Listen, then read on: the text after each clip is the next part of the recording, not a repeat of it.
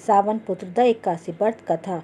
युधिष्ठिर कहने लगे कि हे भगवान, श्रवण शुक्ल पक्ष की एकादशी का क्या नाम है, व्रत करने की विधि तथा इसका महत्व कृपा करके कहिए। मधुसूदन कहने लगे कि इस एकादशी का नाम पुत्रदा एकादशी। अब आप शांतिपूर्वक इसकी कथा सुनिए। इसके सुनने मात्र से ही वाजपेय यज्ञ का फल मिलता है। द्वापर युग के आरंभ में महिष्मती नाम की एक नगरी थी, जिसमें महिजीत नाम का एक राजा राज्य करता था। लेकिन पुत्रहीन होने के कारण राजा को राज्य सुखदायक नहीं लगता था। उसका मानना था कि जिसके संतान ना हो उसके लिए यह लोक और परलोक दोनों ही दुखदायक होते हैं। पुत्र सुख की प्राप्ति के लिए राजा ने अनेक उपाय किए, परंतु राजा को पुत्र की प्राप्ति नहीं हुई।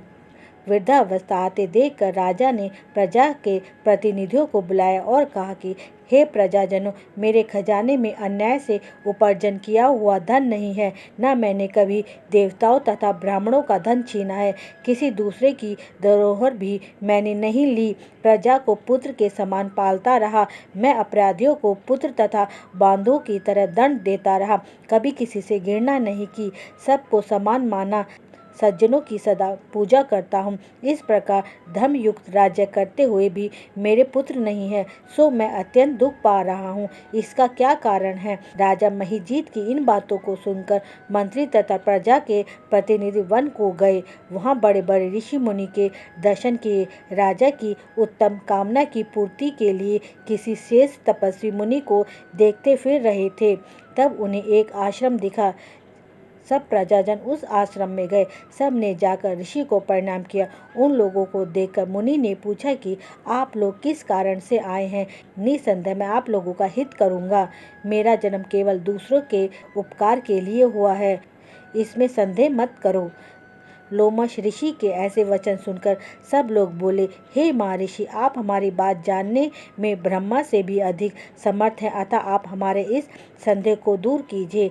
महिष्मती पुरी नाम का धर्मात्मा राजा महिजीत राजा प्रजा का पुत्र के समान पालन करता है, फिर भी वह पुत्रहीन होने के कारण दुखी है। उन लोगों ने आगे कहा कि हम लोग उसकी प्रजा हैं, अतः उनके दुख से हम भी दुखी हैं। आपके दर्शन से हमें पूर्ण विश्वास है कि हमारा यह कष्ट अवश्य दूर हो जाएगा, क्योंकि महान पुरुषों के दर्शन मात्र से अनेक कष्ट दूर हो जाते हैं। अब आप कृपा करके राजा के पुत्र होने का उपाय बतलाइए। यह वृत्तांत सुनकर ऋषि ने थोड़ी देर के लिए नेत्र बंद किए और राजा के पूर्व जन्म का वृत्तांत जानकर कहने लगे कि यह राजा पूर्व जन्म में एक निर्धन वैश्य था। निर्धन होने के कारण इसने कई बुरे कर्म किए। यह एक गांव से दूसरे गांव व्यापार करने जाया करता था। एक समय ज्येष्ठ मास के शुक्ल पक्ष की द्वादशी के दिन दोपहर के समय, जब वह 2 दिनों से भूखा प्यासा था, एक जलाशय पर जल पीने गया। उसी स्थान पर एक तत्काल ही ब्याही हुई गाय प्यासी गौ जल पी रही थी। राजा ने उस प्यासी गाय को जल पीते हुए को हटा दिया और स्वयं जल पीने लगा। इसलिए राजा को यह दुख सहना पड़ा। एकादशी के दिन भूखा रहने से वह राजा हुआ और प्यासी गाय को जल पीते हुए हटाने के कारण पुत्र वियोग का दुख सहना पड़ रहा है। ऐसा सुनकर सब लोग कहने लगे कि हे ऋषि, शास्त्रों में पापों का पश्चाताप भी लिखा है, अतः जिस प्रकार राजा का यह पाप नष्ट हो जाए, ऐसा कोई उपाय बताइए। लोमश मुनि कहने लगे कि श्रवण शुक्ल पक्ष की एकादशी को, जिसे पुत्रदा एकादशी भी कहते हैं, तुम सब लोग व्रत करो और रात्रि को जागरण करो, तो इससे राजा का यह पूर्व जन्म का पाप अवश्य नष्ट हो जाएगा। साथ ही राजा को पुत्र की अवश्य प्राप्ति होगी।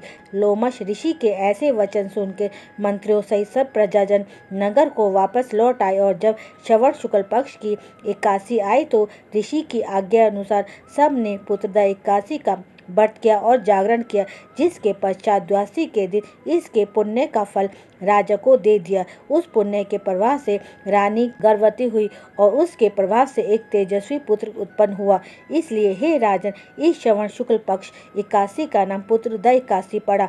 अतः संतान सुख की इच्छा हासिल करने वाले इस व्रत को अवश्य करें। इसके महत्व को सुनने से मनुष्य सब पापों से मुक्त हो जाता है और इस लोक में संतान सुख भोग का परलोक में स्वर्ग को प्राप्त होता है। हे विष्णु भगवान, कहानी कहते सुनते हुंकार भरते समस्त परिवार को सुखी रखना। बोलो विष्णु भगवान की जय।